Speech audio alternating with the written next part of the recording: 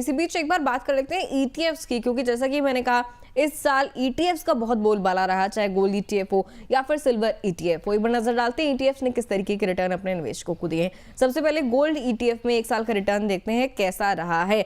List आपकी screen पर है। एलआईसी गोल्ड ईटीएफ को देखें, 79.83% का शानदार रिटर्न दिया इसने बीते एक साल में। क्वांटम गोल्ड ईटीएफ को अगर देखें 78.06% का रिटर्न इसने भी दिया है। यूटीआई गोल्ड ईटीएफ पर नजर डालें अगर 76.68% का return. Invesco India gold ETF 76.66% और ज़ेरोधा गोल्ड ईटीएफ लास्ट में 76.30%, यानी कि 76% से लेकर 79% तक के गोल्ड ईटीएफ्स ने बीते साल 2025 में जो है रिटर्न दिए हैं। सिल्वर ईटीएफ भी पीछे नहीं रहा है। सिल्वर ईटीएफ को अगर देखें तो इस एक साल कैसे रिटर्न रहे।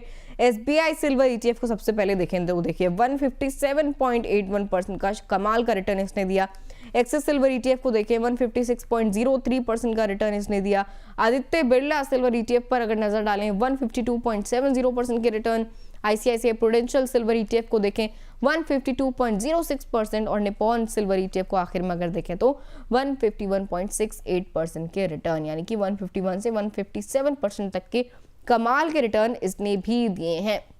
मैम, गोल्ड और सिल्वर ईटीएफ ने 2025 में जिस तरीके के एबनॉर्मल रिटर्न्स दिए हैं जो हम स्क्रीन पर देख रहे हैं, इसके पीछे कौन से बड़े डोमेस्टिक फैक्टर्स हो सकते हैं और कौन से ग्लोबल फैक्टर रहे इस साल? दिव्या, आई थिंक अगर हम एज अ फाइनेंशियल फ्रेटर्निटी के अगर हम पार्ट है तो गोल्ड और सिल्वर के बिना बात किए हुए हमारा शो कंप्लीट नहीं हो सकता है, स्पेशली इस साल में। क्योंकि अगर हम ग्लोबल पैरामीटर्स की बात करें तो जियोपॉलिटिकल जो टेंशन्स थी तो उसकी वजह से लोग सेंटिमेंटल होते हैं और इक्विटीज की तरफ से बाहर निकल के गोल्ड सिल्वर की तरफ चले जाते हैं। रेट कट में जो सेंट्रल बैंक है, मेजर बड़े कंट्रीज की जो सेंट्रल बैंक है उनका रेट कट एक्सपेक्टेड था, उसकी वजह से भी गोल्ड और सिल्वर में तेजी आई थी। यूएस डॉलर जो है कंपेयर टू आईएनआर टू ये वीकन हो रहा था, उसकी वजह से भी लोग गोल्ड बाय कर रहे थे। प्लस सेंट्रल बैंक जो है सेंट्रल बैंक्स जो कंट्रीज के हैं वो भी गोल्ड रिजर्व जमा कर रहे हैं। तो आई थिंक ये रीजन था गोल्ड में रैली होने का। और gold is always treated as hedge against inflation, Divya. तो I think as a family भी हम हर साल छोटा छोटा गोल्ड त्योहार पे लेते ही है, तो हमारा भी कहीं ना कहीं इसमें कंट्रीब्यूशन गोल्ड और सिल्वर में रहता है। डोमेस्टिक फैक्टर्स की बात करेंगे तो डोमेस्टिक फैक्टर्स में रूपी डेप्रिसिएशन जो था वो आईएनआर को बूस्ट दे रहा था। हायर इन्वेस्टर फ्लोज तो जो थे वो गोल्ड, सो इन्वेस्टर्स भी चौकन्ना होके गोल्ड सिल्वर में ही निवेश करना चाह रहे थे। प्लस फेस्टिवल्स होते हैं तो जैसे मैंने कहा कि हम सारे ही लोग थोड़ा थोड़ा निवेश करते ही है।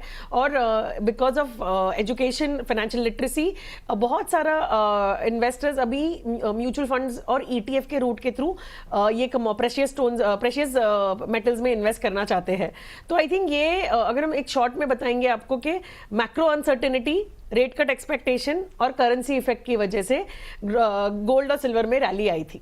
इसकी वजह से इस साल जो है इन दोनों मेटल्स में रैली देखी गई। मैम, आपने गोल्ड के लिए कहा कि हेज अगेंस्ट इन्फ्लेशन के लिए एक अच्छा मेटल देखा जाता है। क्या मैम आप सिल्वर को भी इस तरीके से कंसिडर किया जा सकता है जिस तरीके से इसने 2025 में एकदम आउट परफॉर्म करके दिखाया है?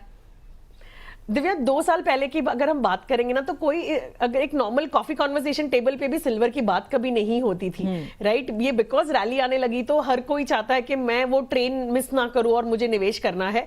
तो आई थिंक अगर ओवरऑल पोर्टफोलियो, तो अगर एज अ फाइनेंशियल प्लानर अगर आप मुझे पूछोगे तो हम जब हमेशा कहते हैं कि ओके तेजी आ चुकी है या रैली हो चुकी है तो हमें क्या याद रखना है, हमारा खुद का एसेट एलोकेशन। तो सिल्वर में क्यों इतनी तेजी आई?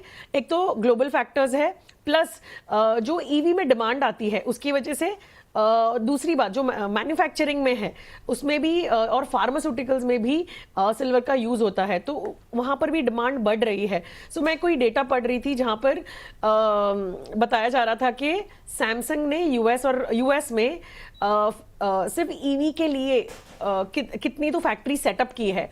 अब इतना बड़ा अगर सेटअप हो रहा है तो उसमें सिल्वर का यूसेज आएगा, उसकी वजह से सिल्वर की डिमांड बढ़ रही है, इसलिए उसका रेट बढ़ रहा है।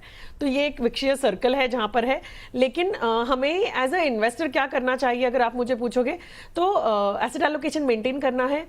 प्रेशियस मेटल्स जो है 5 से 6 साल में ऐसी एक रैली देती है। इस बार रैली थोड़ी लंबी चली है, बट ज़रूरी नहीं है कि अगले महीने अगले साल ये सेम रैली कंटिन्यूड रहे। गोल्ड में शायद हो सकता है, क्योंकि सेंट्रल बैंक्स जब तक बाइंग बंद नहीं करेंगे तब तक गोल्ड में थोड़ा सा उतार चढ़ाव रहेगा, बट सिल्वर में रैली बंद भी हो सकती है। तो अगर आपका टाइम होराइजन 4 से 5 साल से ज़्यादा का है तो ही आप इसमें निवेश करने आइए। और as an asset allocation 15% of your portfolio can be between gold, silver, copper.